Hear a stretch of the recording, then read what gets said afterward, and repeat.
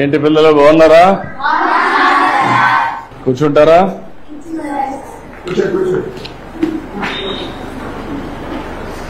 ఏంటంతా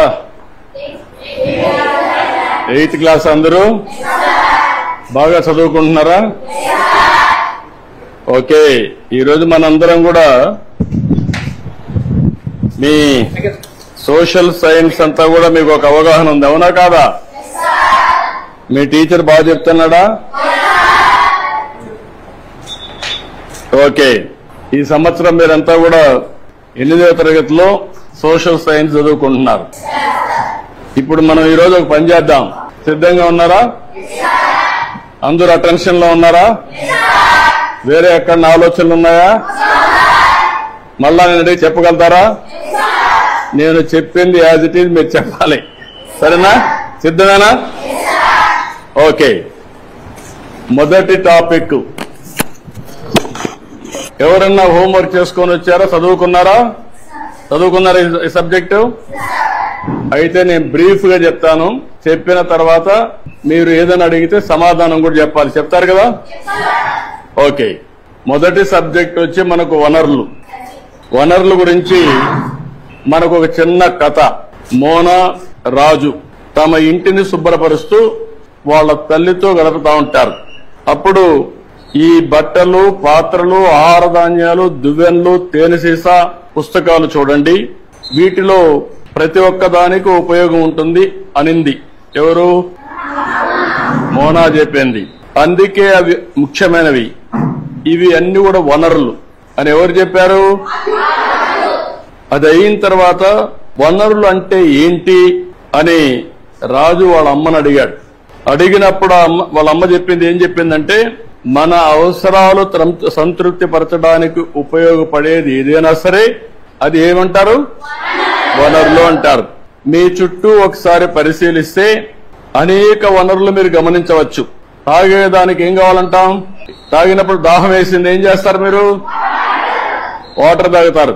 తాగినప్పుడు దాన్ని ఏమంటారు? అదే సమయంలో మీ పాఠశాల అయిపోయింది, ఇంటికి పోవాలి, దేంట్లో పోతారు మీరు? బస్సులో పోతారు. దాన్ని ఏమంటాం? వనరులు అంటాం. అదే సమయంలో మీరు చదివే పాఠ్య పుస్తకాలు, దాన్ని ఏమంటారు? ఎందుకు వనరు అంటున్నారు? ఉపయోగపడుతుంది కాబట్టి. మీ నాన్న ఇంటికి పోతానే మీకేదో తినిబండారం ఇస్తాడు, దాన్ని తాజా కూరగాయలతో కూడా తయారు చేస్తాడు, దాన్ని ఏమంటారు? వనరులు అంటారు. ఎందుకు ఉపయోగపడుతుంది? నీరు, విద్యుత్, అదే మాదిరిగా బస్సు, కూరగాయలు, పాఠ్య పుస్తకం, ఇవన్నీ కూడా వనరులు. ఇవన్నీ కూడా తయారు చేసినప్పుడు నేరుగా గాని వస్తువులతో తయారు చేస్తారు, అవునా కాదా అని అడుగుతున్నా మిమ్మల్ని. ఇది రావడానికి తయారు చేసే అన్ని కూడా వనరులే, అవునా కాదా? కాబట్టి ఏదైనా ఒక వస్తువు వనరులుగా ఏ విధంగా మారుతుంది అని రాజుకు అనుమానం వస్తే వాటికి విలువ ఉన్నప్పుడే వస్తువులు వనరులుగా మారతాయి. ఉపయోగం ఉన్నప్పుడే వనరులు అనుకుంటాం. ఉపయోగం లేకపోతే మనం అది వనరులుగా పరిగణించాం, అవునా కాదా? అంటే విలువ ఉంటేనే వనరులు, విలువ లేకపోతే అది వనరులు కాదనేది మన అభిప్రాయం, అవునా కాదా? అంటే ఈ రోజు మనం గుర్తుపెట్టుకోవాల్సింది, విలువ అంటే వినియోగ అర్హత, ఉపయోగం ఉండాలి విలువ అంటే, అవునా కాదా? అదే సమయంలో మీరు ఒకటి గుర్తుపెట్టుకోవాలి, లోహాలు ఉంటాయి, కొన్ని విలువ కలిగి ఉంటాయి. మీరు ఇంకా చదువుకుంటా ఉంటే, నాలెడ్జ్ని పెంచుకుంటూ పోతే మీకు అనేక విషయాలు తెలుస్తా ఉంటాయి. ఈ రోజు రాళ్లు, రెప్పలు ఉంటాయి, అందంగా ఉంటాయి, దానికి విలువ ఉండకపోవచ్చు, కానీ రెండూ కూడా ముఖ్యమైనటివే. మానవ సహజ వనరుల్లో ఇంకొక విధంగా అవసరాలు తీరుస్తాయి. ఇప్పుడు రాయి ఉంది, మీకు ఉపయోగపడదు, కానీ రాయి వల్ల ఏమవుతుంది? కంకర తీస్తారు, అక్కడ కూడా ఉపయోగపడుతుంది. ఈ విధంగా వనరులుగా పరిగణిస్తాం. సమయాన్ని బట్టి వనరుల యొక్క విలువ పెరుగుతుంది, అవునా కాదా?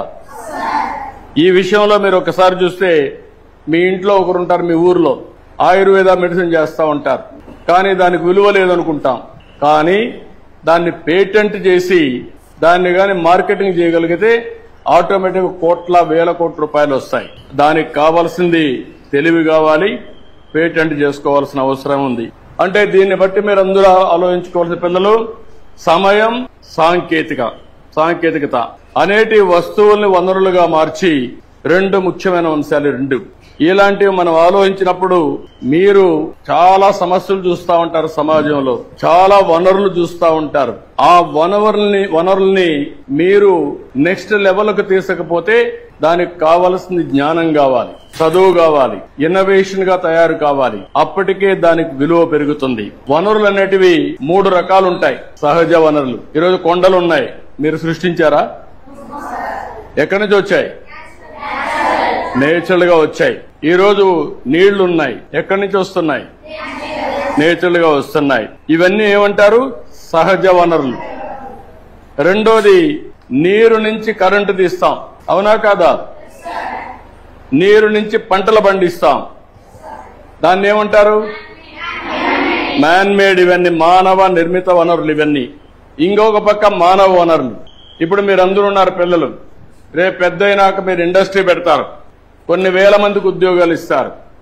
అంటే అన్నిటినీ శాసించేది మానవ వనరులు.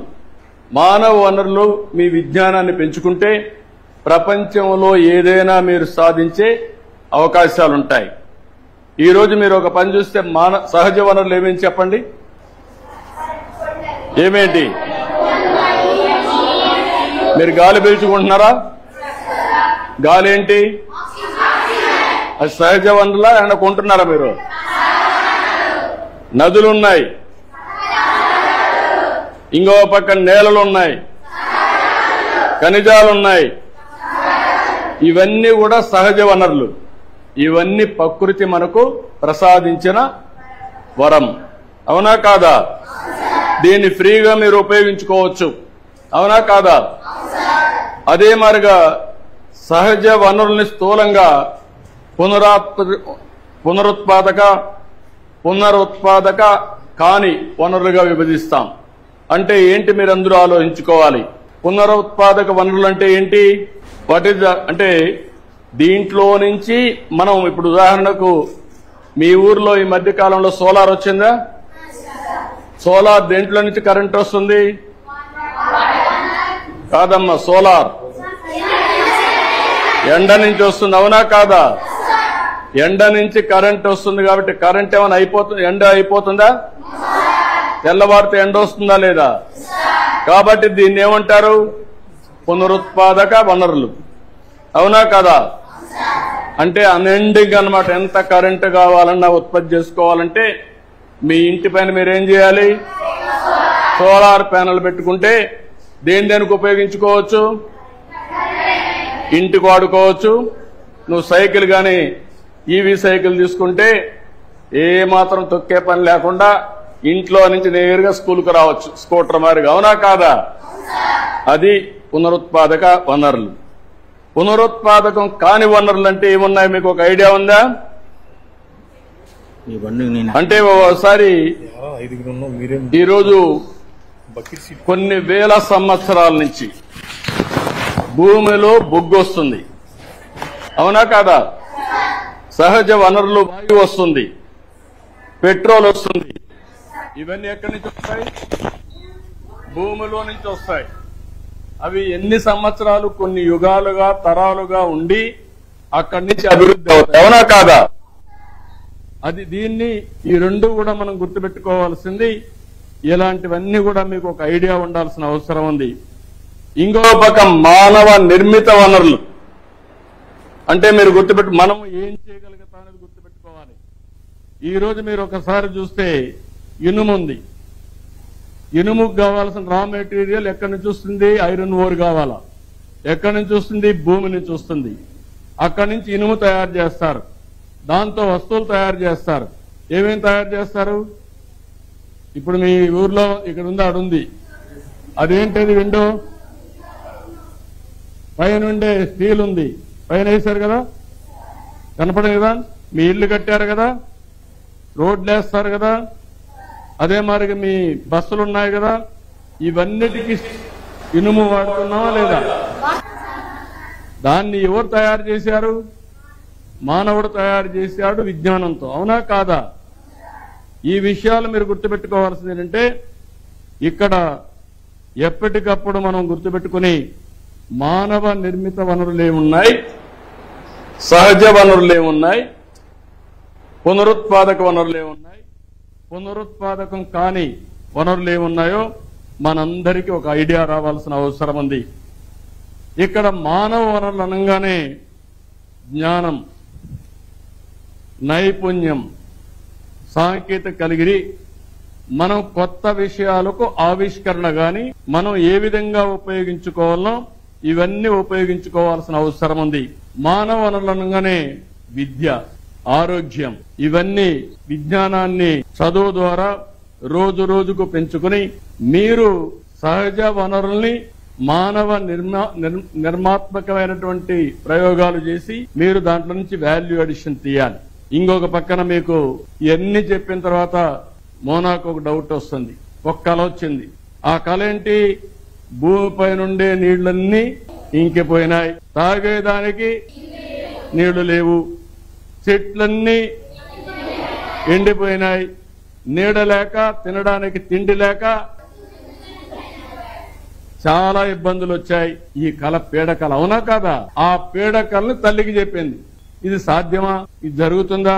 నీళ్లు కనపడుస్తున్నాయి, చెట్లున్నాయి, అన్ని బాగానే ఉన్నాయి కదా అని అడుగుతుంది.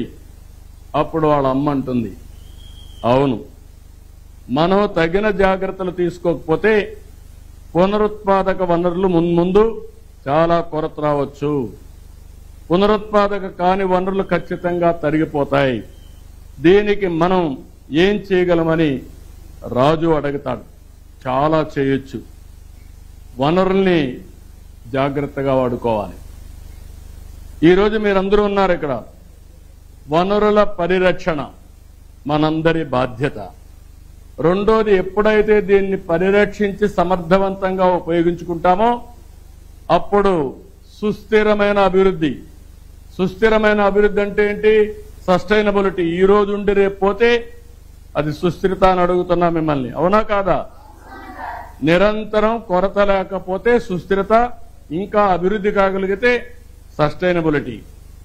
ఆ విషయంలో వాళ్ళ మదర్ చెప్పినప్పుడు, వీళ్ళ అడిగినప్పుడు మనం ఏం చేయాలి? ఇప్పుడు మీరు వనరుల గురించి విన్నారు, సహజ వనరులు తెలుసుకున్నారు, అర్థమైనా లేదా?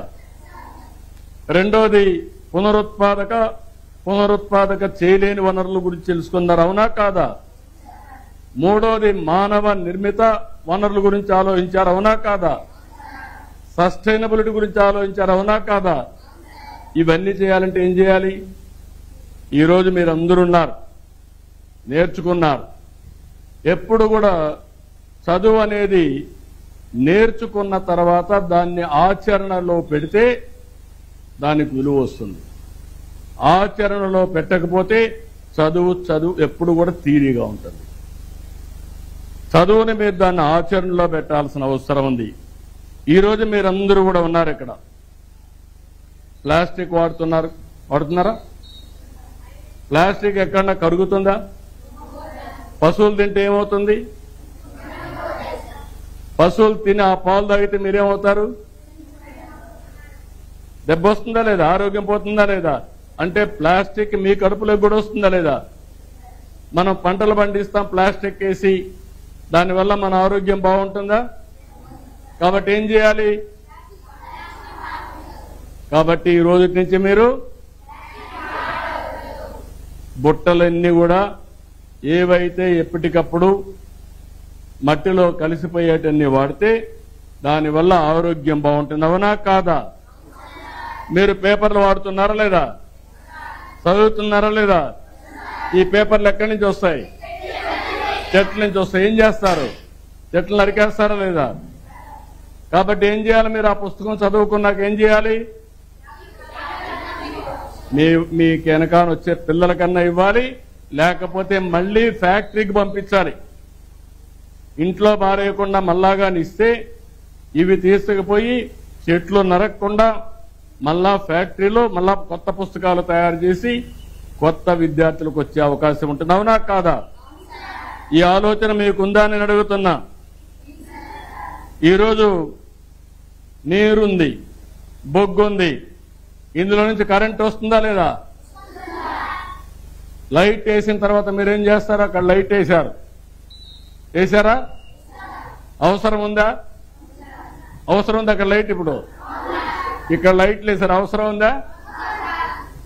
సహజంగా వెలుతురుందా లేదా? ఇప్పుడు ఇది వేశారు, వేస్తే ఏమవుతుంది? ఎక్కువ బొగ్గు వాడాలా లేదా? నీళ్లు వాడాలా లేదా? దీన్ని ఆపేయాలా లేదా? అవునా కాదా? దాన్ని ఏమంటారు? సామాజిక బాధ్యత. అవునా కాదా? ఇలాంటివన్నీ కూడా మీరు గుర్తుపెట్టుకోవాల్సింది. ఇవన్నీ ఇంట్లో నీరు వృధాగా పోతుంది. అవునా కాదా? ట్యాప్ ఆన్ చేస్తారు, గవర్నమెంట్ ట్యాపులు ఉంటాయి, దానికి ఛార్జ్ చేయరు, నీళ్లు వదిలిపెట్టేస్తారు. దానివల్ల ఏమవుతుంది? వేస్ట్ అయిపోతుందా లేదా? దాన్ని సద్వినియోగం చేసుకోవాలనా లేదా? అందుకే మీరందరూ గుర్తుపెట్టుకోవాల్సింది, ఒక వ్యక్తి అనుకుంటే ఇది సాధ్యం కాదు, కొంతవరకే అవుతుంది. అందరం అనుకుంటే ఉద్యమం అవుతుంది. ఆ విషయంలో మీరందరూ గుర్తుపెట్టుకోవాల్సిన అవసరం ఉంది. పిల్లలు చదువుకున్నప్పుడు చదువు అనేది విజ్ఞానాన్ని ఇస్తుంది, చదువు అనేది నైపుణ్యాన్ని నేర్పుతుంది. మీరు ఏం చేయాలో మీకు ఆలోచన రేకెత్తిస్తుంది. చదువుకున్న వాళ్ళకి చదువుకోలేని వాళ్ళకి అదే వ్యత్యాసం. ఈరోజు వనరుల గురించి మనం చదువుకున్నాం. ఇది మనం ఆచరిస్తామా? నమ్మకమేనా? మీరు మార్పు తీసుకొస్తారా? నన్ను నమ్మమంటారా? కాబట్టి ఇది అమలు చేస్తామని గట్టిగా చప్పట్లు కొట్టి అందరూ చెప్పండి.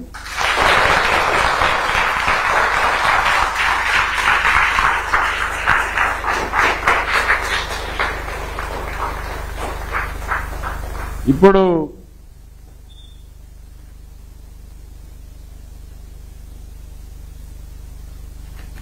మీకు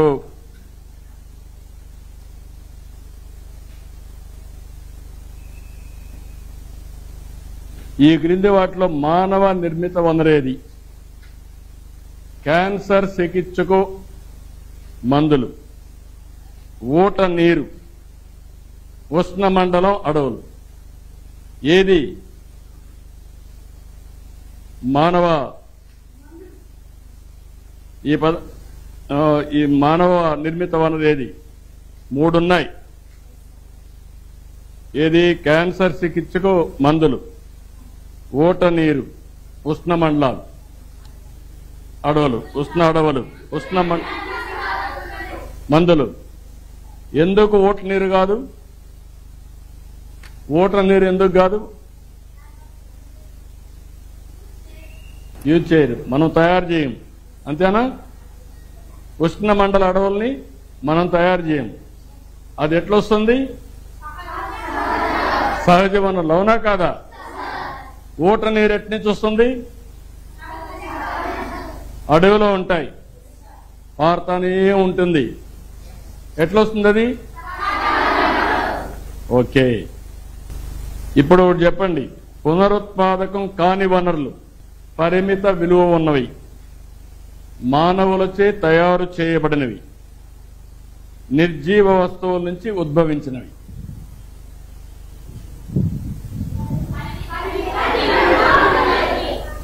పరిమిత. Okay okay, good. ఇప్పుడు మీరేమైనా చెప్పాలంటే చెప్పండి నాకు. పేటెంట్ అంటే ఏంటి? పేటెంట్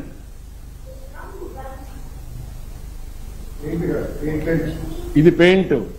నేను అడిగింది పేటెంట్. మీ పుస్తకంలో పెట్టాం ఐడియాని. ఇప్పుడు మీరు ఒక వస్తువుని తయారు చేస్తారు, మీరు సమాజంలో చూస్తూ ఉంటారు. చూస్తూ ఉంటే మీకు కొత్త ఆలోచన వస్తుంది. మీలో ఎప్పుడు కూడా ఒకటి ఉండాలి, రొటీన్గా ఆలోచిస్తే మీకు ఆలోచనలు రావు, వినూత్నంగా ఆలోచిస్తే కొత్త ఆలోచనలు వస్తాయి. ఆ కొత్త ఆలోచనే ప్రయోగాలకు దారి తీస్తుంది. అప్పుడు కొత్త వస్తువుల్ని మీరు తయారు చేస్తారు, ఇన్నోవేట్ చేస్తారు. తయారు చేసిన వస్తువుని మీరు పేటెంట్ రైట్ తీసుకుంటారు. ఎందుకు పేటెంట్ రైట్ అంటే ఇది ఎవరు కాపీ కొట్టకుండా మీరు తయారు చేసిన ఇంకొకరు కాపీ కొట్టి మీకంటే ముందు వాళ్ళు మార్కెట్లోకి వెళ్ళిపోతే మీ దానికి విలువ ఉండదు. కాబట్టి అది పేటెంట్ తీసుకుంటారు. ఆ పేటెంట్ తీసుకుంటే దాన్ని ఎవరు డూప్లికేట్ చేయడానికి వీలు లేదు. అది మీకే ఉంటుంది. దాన్ని మీరు ప్రొడక్షన్లోకి వెళ్ళి మార్కెట్ చేసుకోవచ్చు. అది పేటెంట్ అంటారు. అందుకనే ఇలాంటి కొత్త కొత్త ఆవిష్కరణలు చేస్తూ ఆ ఆవిష్కరణలు మీరు రిజర్వ్ చేసుకోవాలంటే పేటెంట్ తీసుకోవాలి. అది ఒక అప్లికేషన్ ఉంటుంది. అవన్నీ మళ్ళా మీకు ఎక్స్ప్లెయిన్ చేస్తాను. ఇక్కడ ఉండేవాళ్ళు ఏం కావాలనుకుంటున్నారు మీరంతా?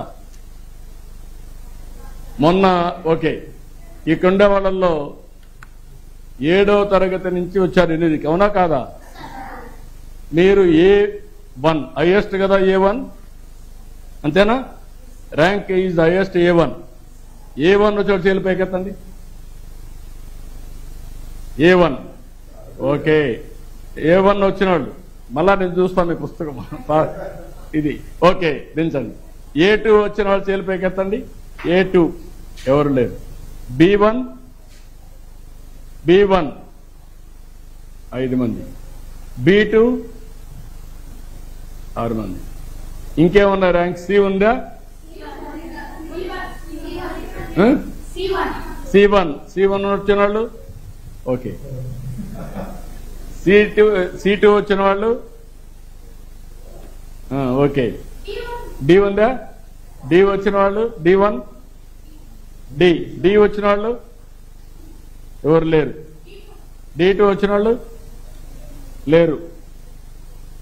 ఇప్పుడు కింది ర్యాంక్ వచ్చిన వాళ్ళు ఏం చేయాలి? పై ర్యాంక్ కోసం ప్రయత్నం చేయాలి, తర్వాత కష్టపడాలి, అవునా కాదా? మీ జీవితాలు బాగుపడాలంటే ఏం చేయాలి? బాగా చదువుకోవాలి.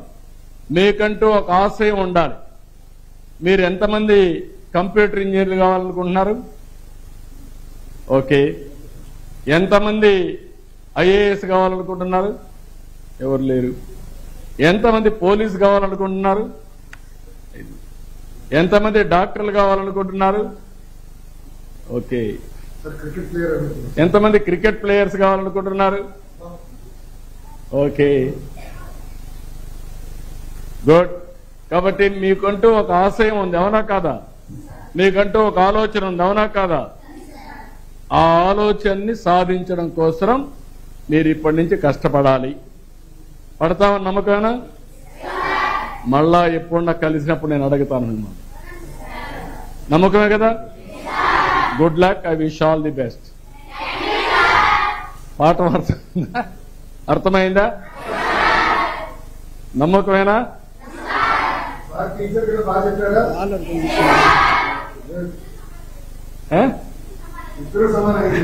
నువ్వు మీ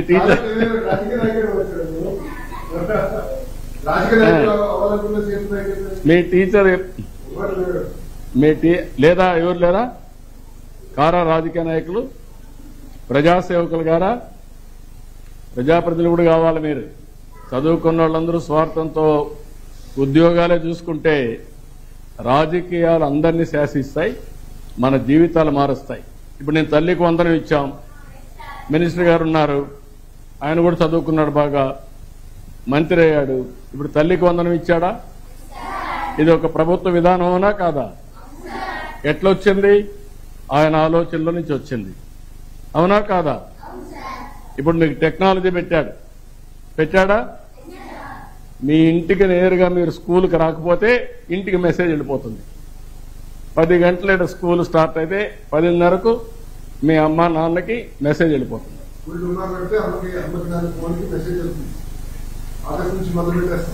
ఇప్పుడు దుమ్మా కొడతారు. ఇప్పుడు దుమ్మా కొట్టడానికి వీలు లేదు, అవునా కాదా? అది I wish all the best. Good luck.